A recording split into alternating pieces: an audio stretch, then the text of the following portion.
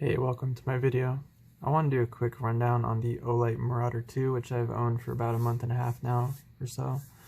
And it's a pretty new light from Olight. This thing is hefty. It feels very solid in the hand. It feels like it's almost one piece. It does have internal batteries. I believe there are 3 21-700s in here. And if you look back here at the charging port area, to access the charging port, you twist this and that will open up. It's got a USB-C connection, no magnetic charging like your typical Olight. If you read here, the battery capacity, 5,000 milliamps, but it's 10.8 volts. So I believe that means that the 3 21-700s in here are wired as series, so that positive to negative connection on each of those. So maybe that helps helps get that 14,000 lumens. I don't know. Can't access those batteries other than just charging them. This does actually work as a reverse charger. So if you have that USB-C to USB-C cord, you can charge, like your phone or a battery pack, something like that. It's pretty cool. This thing is pretty heavy, so let's weigh it real quick to see my exact weight on this model here. Let's wait while that warms up. It's in ounces. 26.62 ounces. It is a heavy beast. I have a little story. When I first got this, had an incident, or like my neighbors left their house. I saw them leave. I was outside with my son, and literally right after they left, their dog escaped out of their house or their backyard. I think they had it in their backyard, and it dug under the fence. So what I did was, my girlfriend and I, we got the dog on a leash, one of our leashes. And we have a dog here, and I was basically outside kind of waiting for them, walking the dog, sitting in my truck with the dog and waiting for those neighbors to come home. Couldn't bring the dog in the house because we already have a dog. I didn't want there to be a fight or something. But I had this light. It was like brand new when that happened, and I had this in my jacket pocket. So it's definitely not a very pocketable light, but I do have some experience with having this on my person for it took them a while to get home. It was like 6 or 7 hours, and I had this in my pocket, my jacket pocket, the whole time. And when it got dark and I was using it, I was walking that dog around, I was using this, I found that even on the lowest setting, this thing is so bright, like on the flood, I found myself actually switching to the thrower mode because it doesn't draw as much attention, or when it's on the flood mode, the beam is so wide and it throws out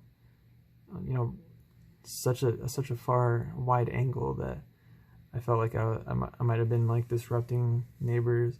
Even pointing the light down on the sidewalk on the lowest setting, it was just incredibly bright. So I found myself actually using the thrower mode because it was more discreet. But yeah, let's get into how to operate this guy. This thing will automatically lock out if it's sitting, if you don't use it for a couple minutes. I'm not sure the exact time. I believe it's around 2 minutes or so, somewhere around there.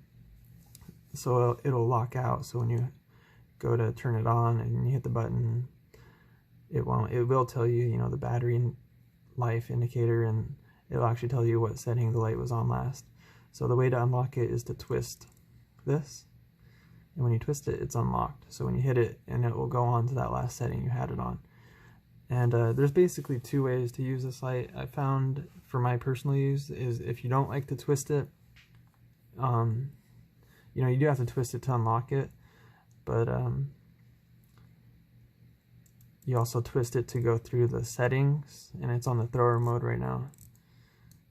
And there's 7 settings from low to high, or I guess your moon to turbo. But if you don't like cycling through that, and you're more used to hitting the button like a traditional Olight, you can actually access that low setting when it's off, and when it's unlocked, you press and hold. It'll go to that lowest setting. See, 1 out of 7, and then to go to the highest setting, you double click.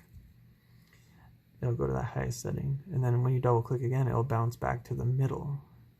I think 4 out of 7, yeah. And the function is the same for both the thrower mode and the flood mode. Functions exactly the same either way. So if you don't like twisting that, once it's unlocked, you can just cycle through, I guess, 3 modes from off. You can access moon, or the lowest setting, the highest setting, and you can go back to the medium setting, but it won't bounce back to moon or that lowest setting. It'll only go there when it's off, and press and hold. Or, if you don't mind twisting it, you can always access that lowest setting by twisting it, as well as all the other settings in between. And then I have my proximity sensor deactivated.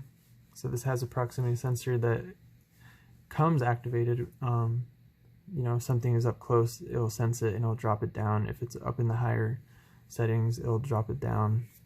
And I deactivated it. So the way to deactivate it is you just press this real quick 15 times and it'll go to strobe when you're doing that, so just beware. But it'll shut off once you've hit 15 times real quick, rapidly, and you'll know that it's on the other setting. So there you go. Thanks.